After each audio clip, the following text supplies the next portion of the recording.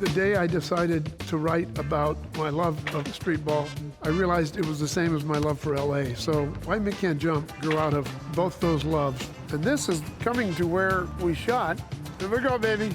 The first shot of the movie was right here. And Woody parks his car right here, pulls that big beast up here, and he gets out, and he walks right by this mural. 30 years, it's just so hard to believe, isn't it? Look at that. There's our boys there. Woody and Wes got their own mural. It's kind of cool.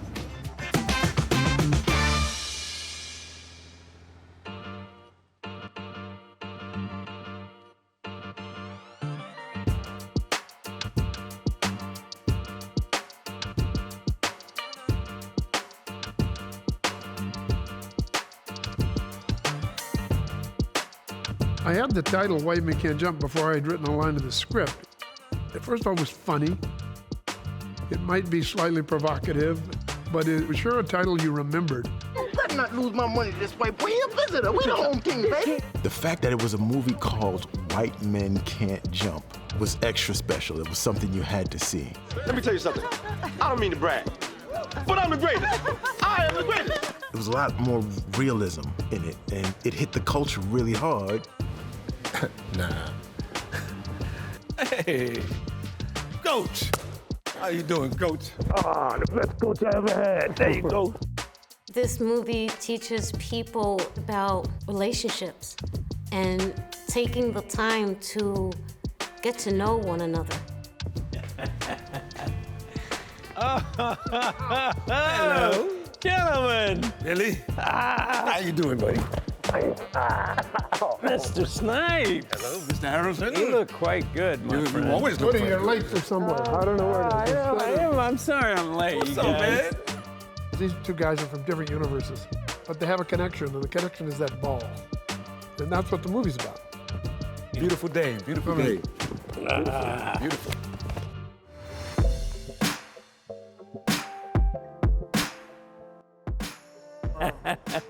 Three of us have not been together in 30 years, which is really bad on my part because, you know, how much I love you and love doing this movie. So now we're gonna make up for that. And so I wrote a scene. I wrote 37 pages in one day. I had the opening where the two guys meet on the playground of Venice. Chump, I'm talking to you. My name ain't Chump, it's Billy Hoyle. Billy Hoyle. Oh, man. Billy Hoyle. Billy Hoyle. Okay, Billy. Now, can you count to 10, Billy? Yeah. Good. What's the score, Billy? I don't know. Then you're a chump. I mean, be a chump, I just said that wasn't my name. The key to it is finding chemistry between the two actors. In the black actors community, the word is going around that all the actors are being called in to come and play. I hadn't been playing ball. I had good handle, had a good mouth, good talk, but everything I threw up was a brick during the audition. The talking and the trash talking and the attitude was more important at that point. Move, move. Oh, it is hard work being this good. I remember immediately just like gelling. For a director, finding chemistry, when it's in the room, you know it, the search is over. Hey, Martha Grant. Martha Grant. So can you play? Rob Ryder was responsible for the technical aspects of the basketball scene. He's a Princeton guy, played for Pete Carril back in the 60s. And so he was really meticulous about having everything look authentic. The training camp that we set up ran about 6 weeks. We brought all the guys in who were gonna be playing basketball in the movie. Brought in Woody and Wesley. Just started running. And I told everyone, go a little easy on Woody and Wesley at first. And over the next couple weeks, it picked up. I still have my notebook from White Men Can't Jump from 1991. We graded them. I think the basketball ratings were 1 to 3 or something like that. So I have all my grades next to the actors. Woody was probably like a 2+. Maybe Wesley was a 2.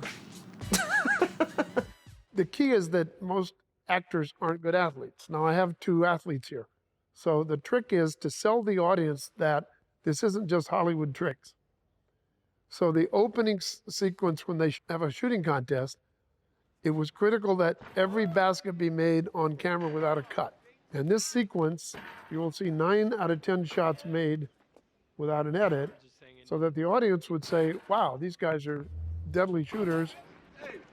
Fact is, I missed this shot. I'll walk away. I'm still a chump. Go ahead and walk away. But you miss, and you've been beat, well, not once, but twice by a slow, white, geeky chump.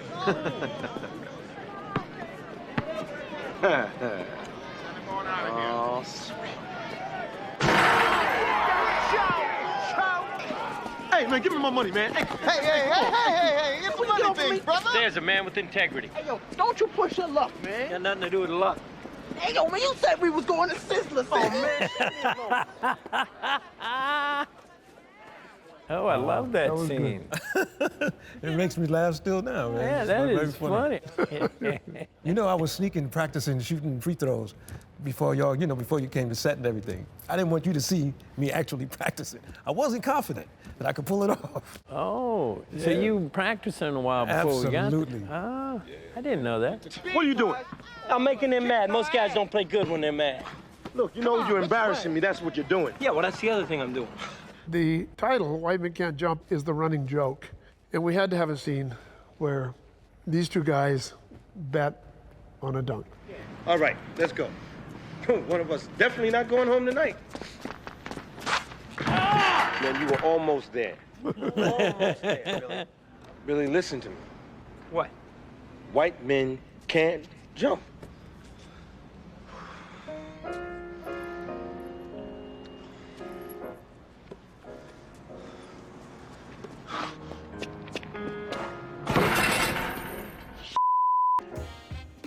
Long night. Yeah, very, very long night. But And we had a side bet going on.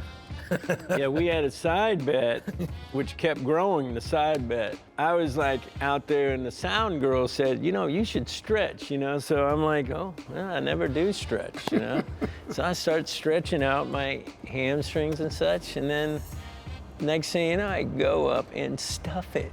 Like it made a huge difference just like But that. nobody saw that. Huh? Right, nobody and saw you it. never saw it. You never saw it because you were in your trailer. I love you infinity plus 2. Oh, Billy, you're so stupid. You should have said I love you infinity plus infinity. okay, so Rosie. So one day the casting director says, hey, it's written for a white girl, but can I bring in a Latin girl? I said, yeah, bring in Latin girls. And Bravo, bravo. Latina girls come in, Bravo. and Rosie Perez walks in. And she starts reading halfway through the first scene. I said, that's who I want. It's not an upper middle class white girl anymore. It's that. Yeah. And that's how she got the part. Thank God. Yeah. Well, Billy, sometimes when you win, you really lose. And sometimes when you lose, you really win. And sometimes when you win or lose, you actually tie.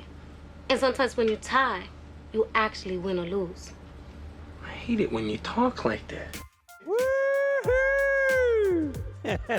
Rosie! What's up, Chica? Hello. What's up, Hello. Rosie? Brooklyn.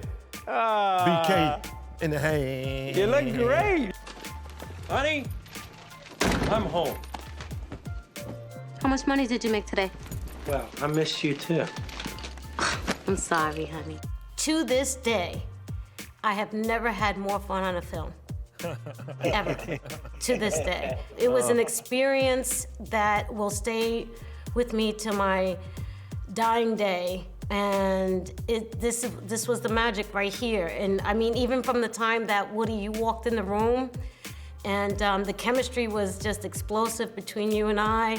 And then when we got on set, Wesley, you were the first one. You said, this is gonna be a hit, a big hit, like mega hit. Oh. Like you knew right away. Wow. And I have to tell you guys, I love you guys so much. Oh, yes. Oh, yes. Yeah, you came in and you just knocked it out of the park. This movie without you, it wouldn't be, it wouldn't be worth it. But This you made movie, it great. without the three of us, it wouldn't have been worth it. I'm just honored to have been part of it, really, guys, because it really affected my life in the most positive way. We love you, Rosie. I love you guys. Take Billy Ho here. Billy No, Ho? man. It's No, Billy I don't Ho. want him. Hey, No. look, you ain't even seen him play yet. He might be good. Man, I don't want to go with it. Billy No. Ho. Why not? Because I'm white. Because he's white. Because he is white. Look at him, man. What you want? The legacy of White Men Can't Jump 30 years later to me, is the best basketball movie of all time. The comedy, the friendship, the subtle messages, you know, the black and white. I think the film was the first of its kind to pull back the curtain on some of the stereotypes that we always hear about. And you listen to the dialogue, that kind of frank conversation that is centered around race, using basketball as a backdrop. From that standpoint, the movie was light years ahead of its time. A white man wants to win first, look good second. A black man wants to look good first, win second. That is the most ridiculous piece of philosophical I have ever heard. The movie meant a lot to me. It's probably the best time I ever had making a movie.